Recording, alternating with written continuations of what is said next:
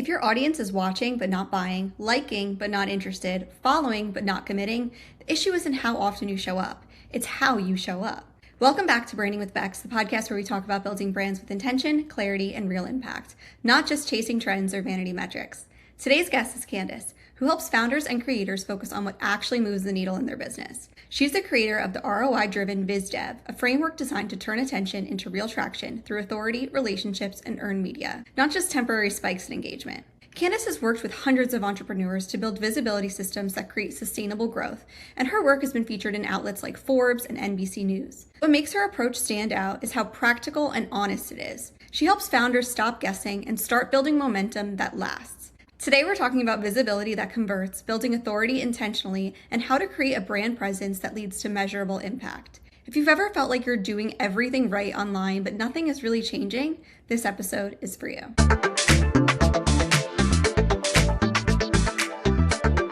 Candice, welcome to the show. I'm so excited to have you here today. Can you start by telling the audience a little bit more about you and what you do? Sure. So I am the founder of French Press Communications. We are a visibility-focused agency, which I like to say is a broad combination of marketing and PR combined in strategy. So the way that I like to define it is marketing is the story that you tell the world about yourself, and PR is the story that others tell the world about you. And so visibility makes sure that those two things interconnect with each other. And so as a visibility focused agency, we work with a lot of founders, thought leaders, folks that are at certain inflection points in their brands where they're trying to secure additional visibility and they don't know what to do next, or they might be getting stuck and they're not sure what's holding them back. A little bit more about my background. I didn't actually start out in comms or in publicity. I started out as a serial social entrepreneur. So I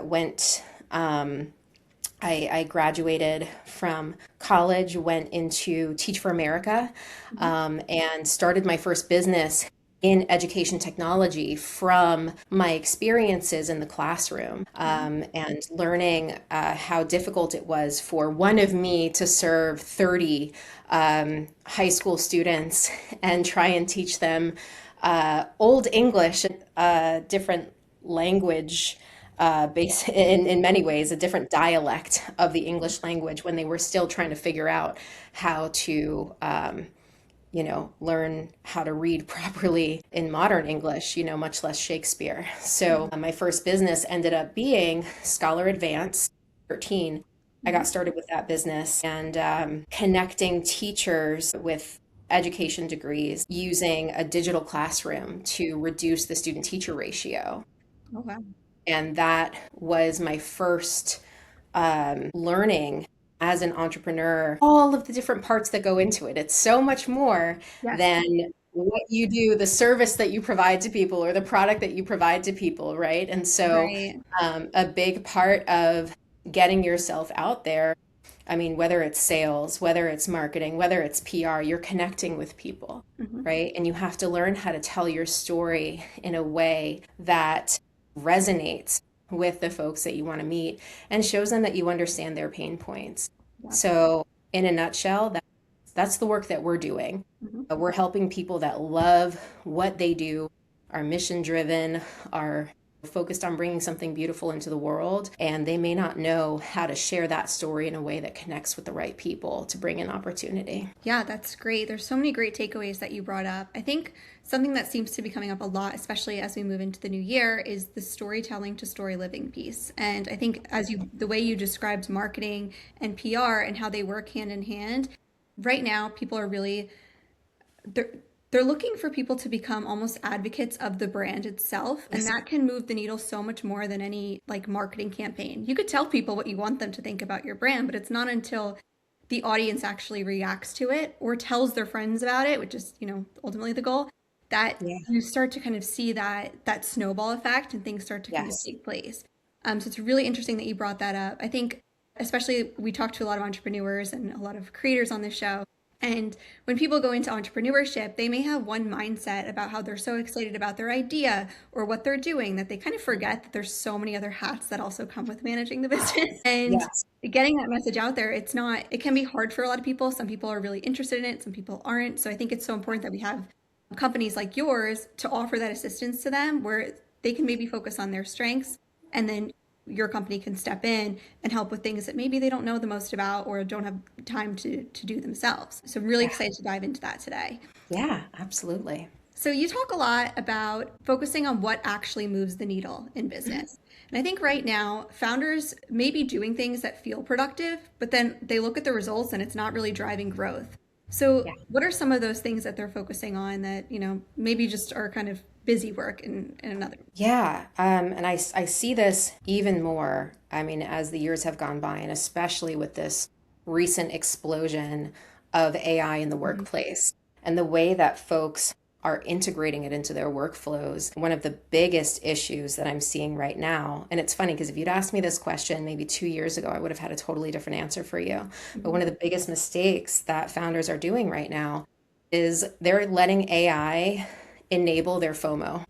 And what I mean by that is, as entrepreneurs, we are so excited to share our vision with the world, right? And there's only so much time, capacity, bandwidth, mental presence that we have, physical presence that we have, and our ability to show up and do those things. And right now with AI, folks are feeling and giving into that pressure to be everything, to show up everywhere, and to do all of those things that they normally might not have had the bandwidth to do.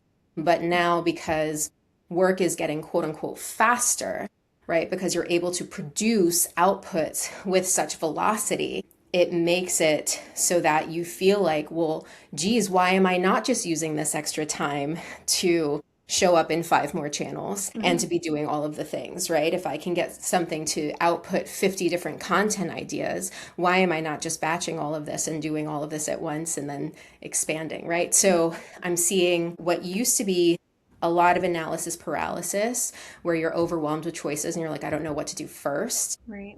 That's still there. That hasn't gone away. And a lot of that comes from imposter syndrome, because also as entrepreneurs bringing something new into the world, we are like, but who am I? Who is me? Yeah. Who am I to be doing this particular thing and bringing this out into the world, right? And so we have to remind ourselves in many ways that, this is why this is the purpose that we are here for, right? This is the passion that we have. And we should be sharing these things because that passion enables us to help people, because we have put time, attention, energy into the things that we are building to make others' lives better. So all that to say is showing up in way too many places.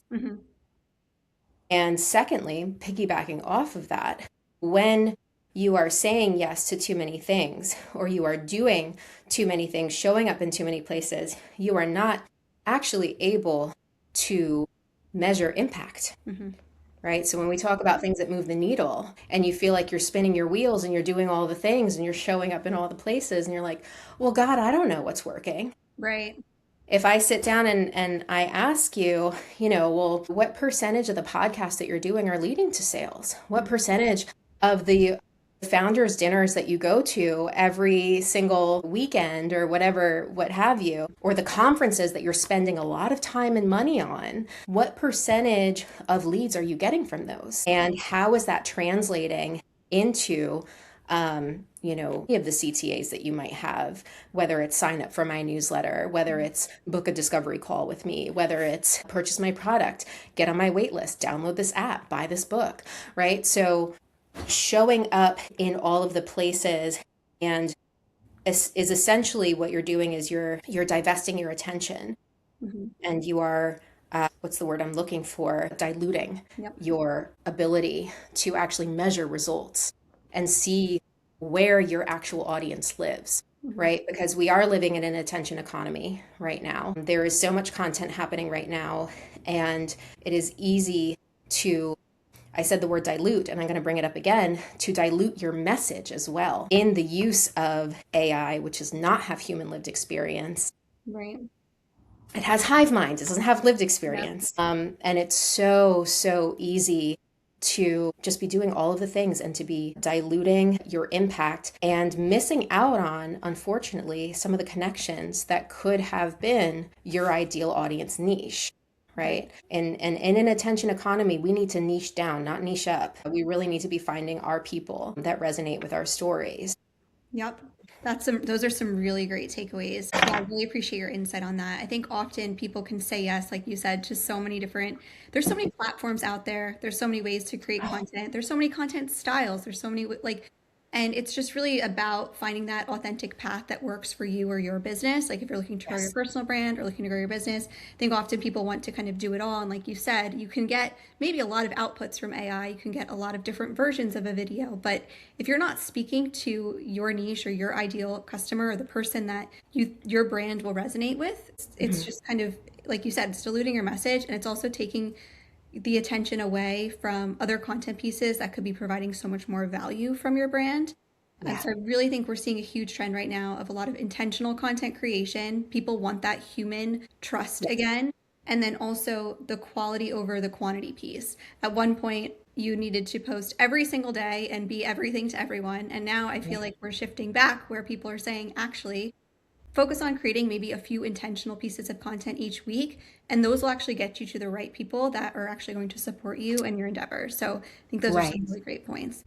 And I think also with giving into that pressure, like you said, something that seems to come up too is feeling like you're stuck in that hamster wheel of content creation where there's so many things you could create, but if it doesn't feel authentic to you, your audience can tell. And I try to stress that on the show too. Like, maybe speaking to camera isn't something that everybody's comfortable with, and that's totally fine.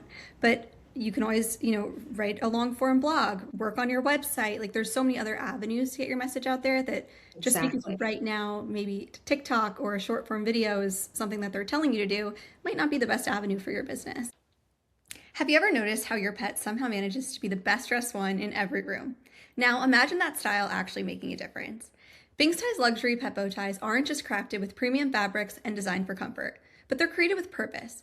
Every single purchase helps support local shelters in need. So when your dog struts into brunch or your cat poses like royalty at home, they're not just turning heads, they're helping other animals get a second chance. Shop the collection now and dress your pet in something that truly matters and unleash elegance at www.bingsties.co. Exactly. And it works the same way when we think about PR on the other side too, right? So we're talking a lot about our owned media, right? The content that you control directly and what you can put out there. But it also goes if your listeners are pursuing traditional PR features and things like that, because folks are now concerned about getting those backlinks, not just for SEO, but AI, right? And all of that. Not every story is timely for PR. And so you don't have to be present all the time, but when you do show up, make sure that you are still providing value to the right folks at the right time, right? PR has always been about telling the right story to the right person at the right time. And so, especially as is the way that we know it, it's completely disappearing and turning into something else where the trusted media outlets are no longer getting the eyeballs that they were. A lot of them are turning into pay to play opportunities. Many of them, the audiences themselves do not trust what they are seeing. And so attention is fragmenting, right, into these different places. That's why we're seeing the rise of Substack. That's why we're seeing, right, people have to become their own sources of media, right? Basically, that's the new PR, is people becoming their own media sources. Not please write about me, but I have something to share. And if this is worthwhile to you, then you can write about it.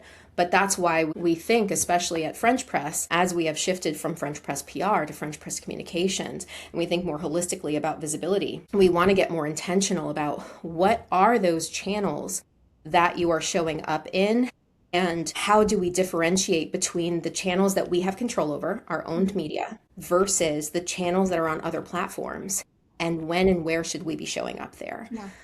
So those differentiators are very, very important. Absolutely. When you're thinking about your authority and your visibility.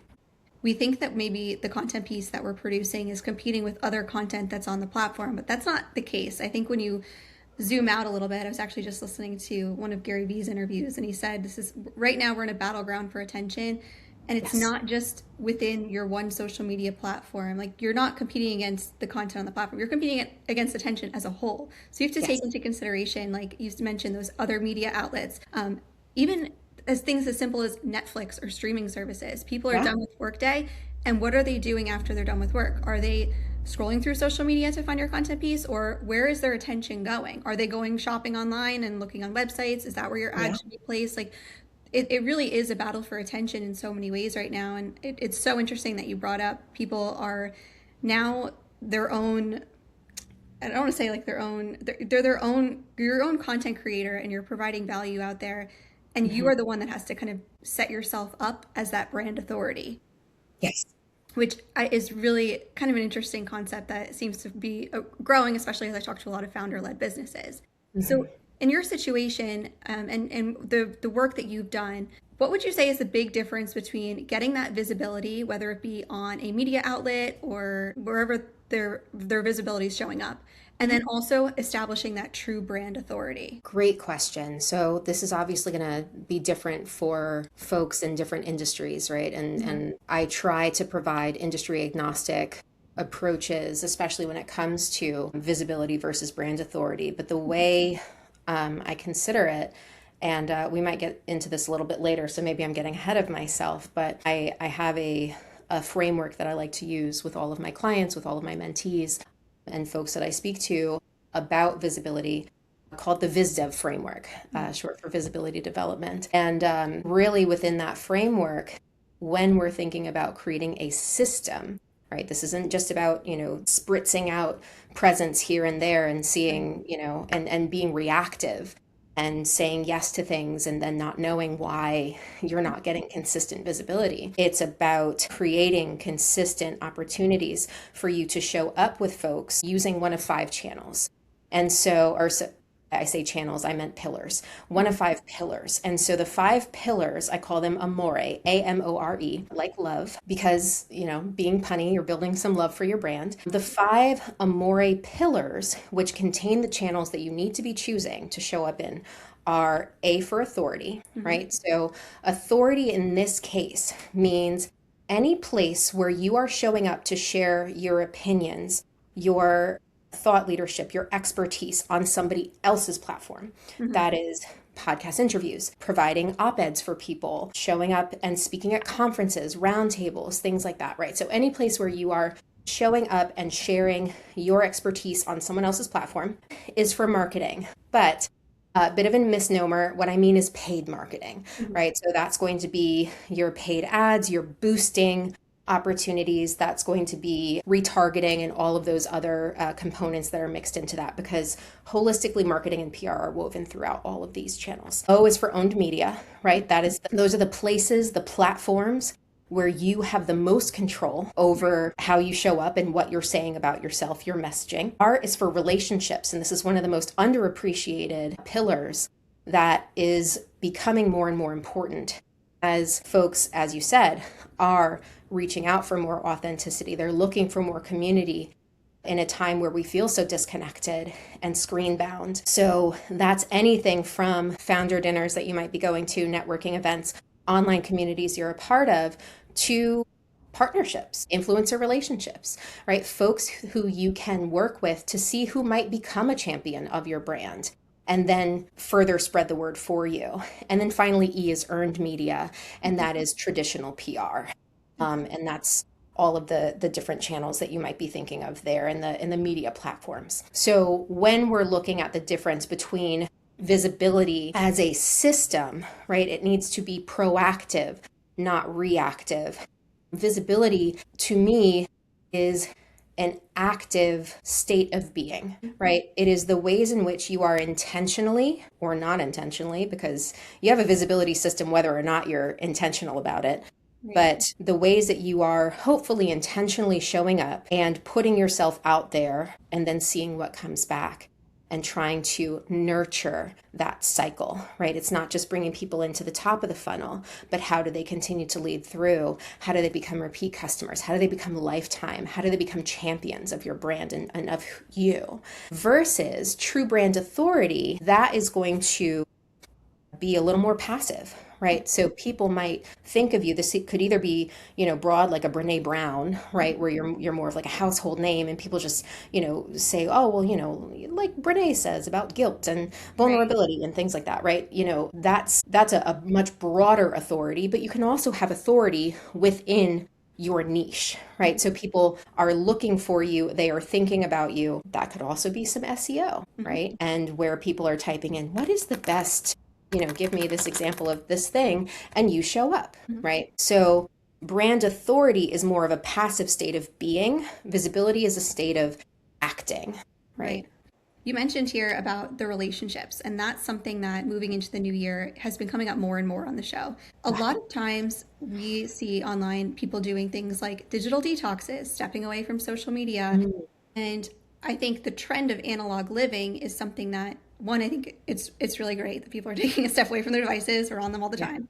But I know, coming from a marketer, right? But also I think using that with our knowledge of, marketing or PR, or even as a business owner, you can use that to your advantage in ways as you're kind of tailoring your marketing approach. So if you notice that a lot of people are maybe saying, I want to take a step back and be present, how can you come up with creative ways to market yourself or to get out there in a way that relates to that? So does that mean hosting more community events? Does that mean inviting people that are actually using your product and actually support it to come to the events? I think we're actually seeing a change too, where it used to be, and actually Urban Outfitters just did this, they just had an event and they only invited influencers with under 10,000 followers. And I thought this was an interesting. So I think we're seeing people kind of shift back to, what are your friends saying about the product that they use? Or what are people that you actually know in real life? Or maybe people that are, nano or micro creators, like what are they talking about? Because maybe there's a little bit more sense of trust there, or that they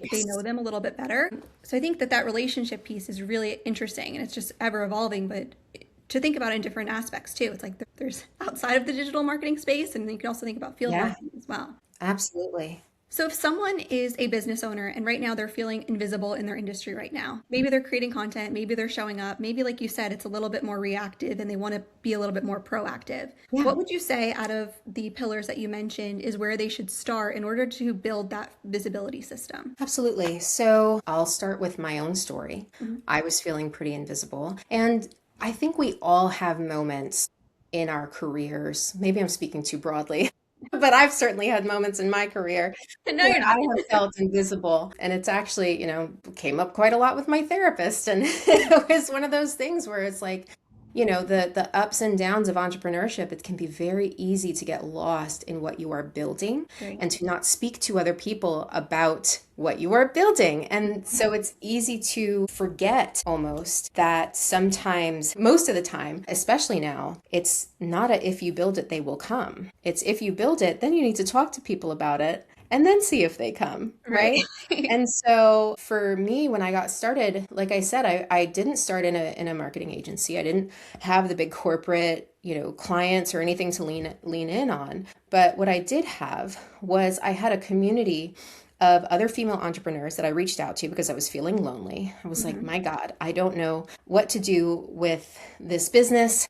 And I have this passion, and how do I get it into schools? And who do I speak to? And what do I do? And I had so many questions. So over the years, I started to build out that community.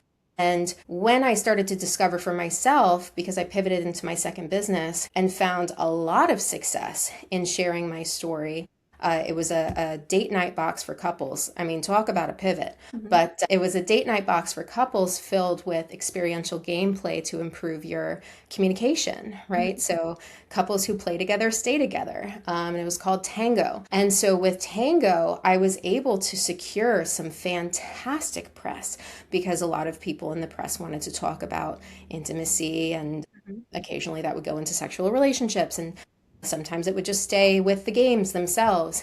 And so people had started to ask me, how'd you do it? And so I was like, well, I did this and this and this. And I started to realize, oh, I have value to offer to people. And that shift, within a week, I had my first client. Because I said, does anyone need help? I'm happy to sit down and just offer for free my time. I will sit down with you. Let's talk about what you're going through. And because it's so much easier to see and look at someone else's business and be like, oh yeah, well, if you do this and this and this differently, you could probably change some things. And that turned into, well, geez, I don't have time for this. How can I hire you? Right? And so when you are feeling invisible, start by offering value to your ideal niche audience and see what comes from it. Right? Because when you do that and you position yourself in a way and you find, oh, wait a minute, I'm pretty freaking good at this, right? That is where the snowball effect starts, because then you can provide that service and again, I'm speaking from a service-based perspective, right? If we're talking about a product, would you like to try my product? Can I ship you something for free? Can I offer you? I heard that you were on this podcast and you were speaking about, I'm pregnant right now, so I have lactation on the brain. You were speaking about all your problems with lactation, and I created this nursing bra, and so I would love to have my people, aka me, send your people a PR package, right? And just for free, and would love to see what your thoughts are about it, something like that, right? Those are other examples of how to provide value, right? It doesn't just have to be a service-based thing. It can be something else that you can provide to bring people into your world and bring them into your sphere. So providing value, that's the number one thing to get uninvisible pretty quickly. That's great advice. I think often if you're in the digital creator space, or if you're looking to grow your own brand, we can forget that what people have been coming out and reaching out to us about is actually what we are most talented at. And it's you feel like, oh, they consistently reach out to me with a question and I help them solve this problem. And you can use that problem to kind of tailor the content that you're creating or the outreach that you're doing. I also like how you kind of wove your own personal story into the brand itself, because that also, I think, helps with building that trust. You now have they have a little bit of a background of, oh, the founder of this company created this because they also have the same thing that I'm looking to do. And now you feel a little bit more tied in with the brand too. So I think those are some really great ideas that people can kind of action on right away. One thing that we see a lot of is that many creators get bursts of attention, but then they struggle to convert it into an opportunity. What would you say is missing between that visibility and that momentum piece? And is there a simple system that listeners can implement to turn their audience attention into leads or collaborations or purchases? Yeah, two things. So first piece, start paying attention to the attention that you're getting. And when I say start paying attention to the attention, I want you to analyze it scientifically. Go for the data, right? Really try to understand, what is it about this attention, or what is it about the way that I showed up or the way that my brand showed up that brought in more attention. And then the second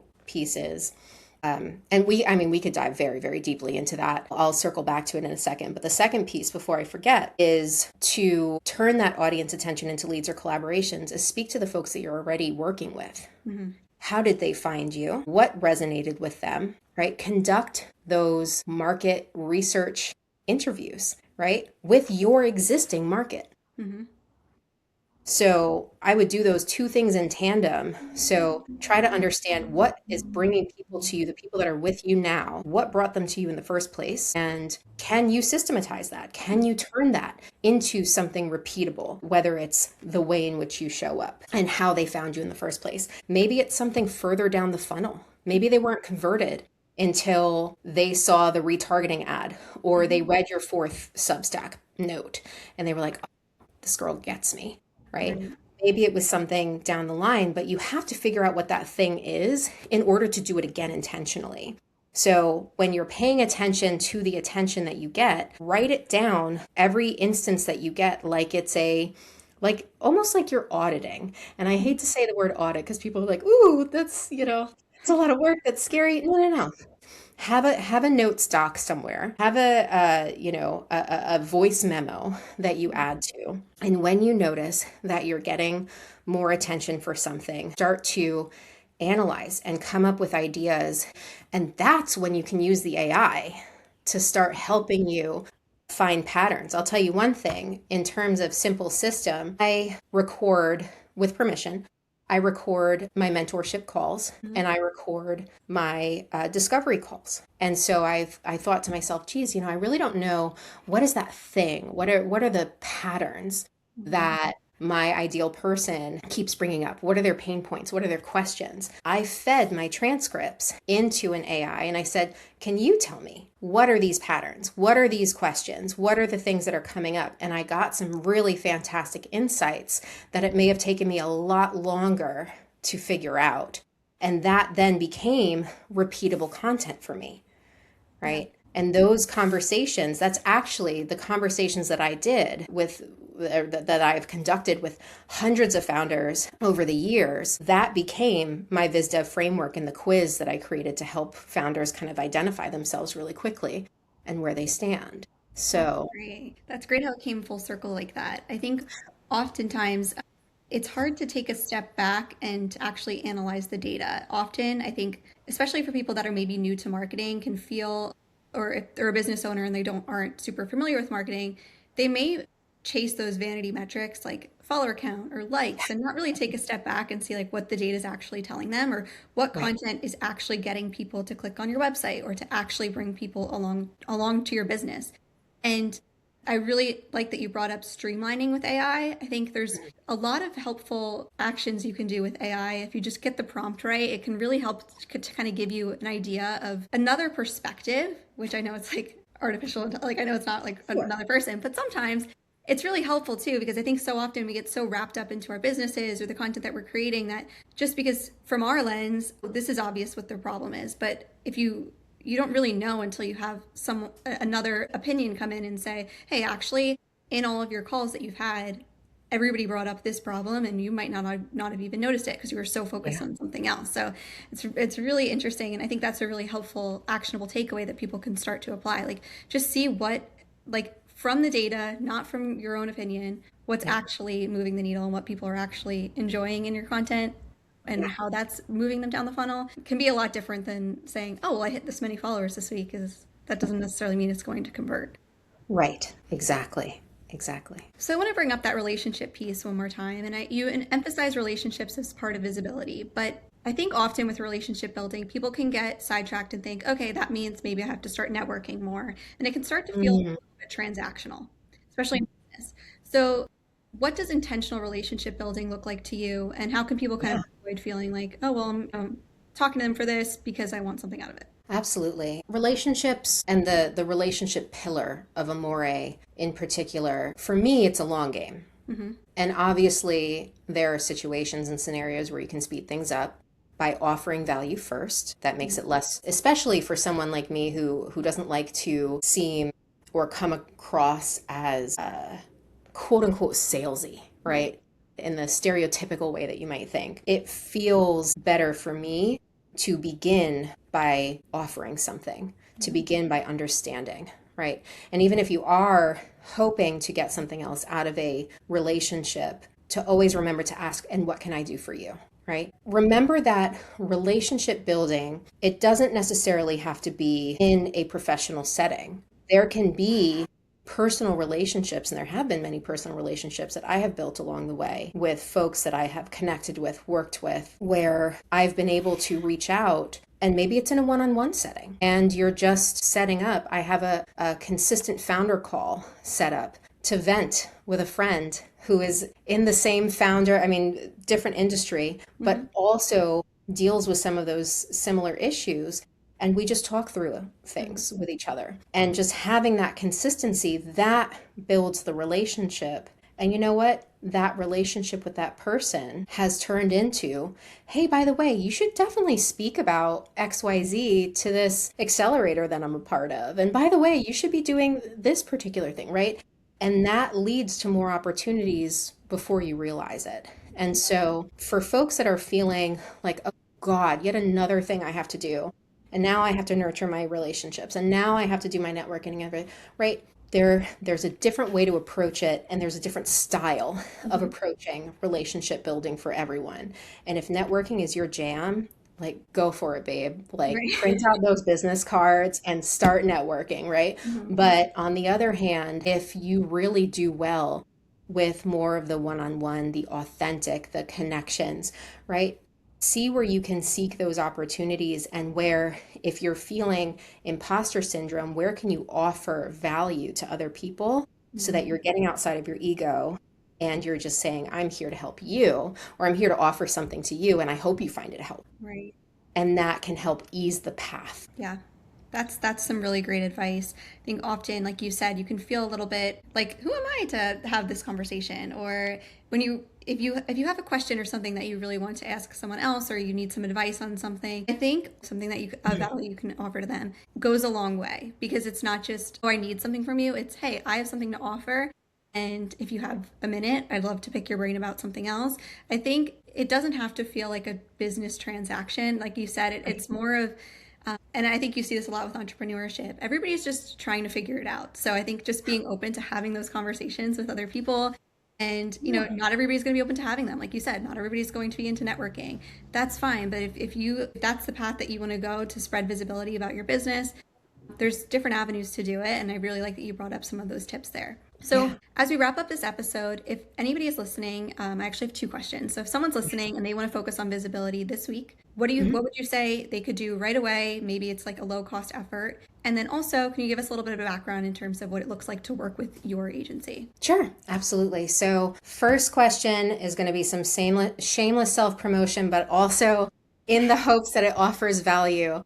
Mhm. I hope that you take the VizDev framework quiz. Mhm. So you can find it at bit.ly/VIZDEV, VizDev. And that is a diagnostic that will actually break down where your visibility system is right now Mhm. and give you some really concrete tips on the channels that you should be leaning into based on what your end mode is. So I would say that's my shameless plug for my quiz. But then on the other side, I would say start paying attention to the channels that you are showing up in and think about your amore. How are you building amore for your own brand? And start just writing those things down. And what energizes you, what drains you, what do you think you should be spending a little more time on? Because by putting intentionality behind those things and kind of stepping back, I want everyone who's listening,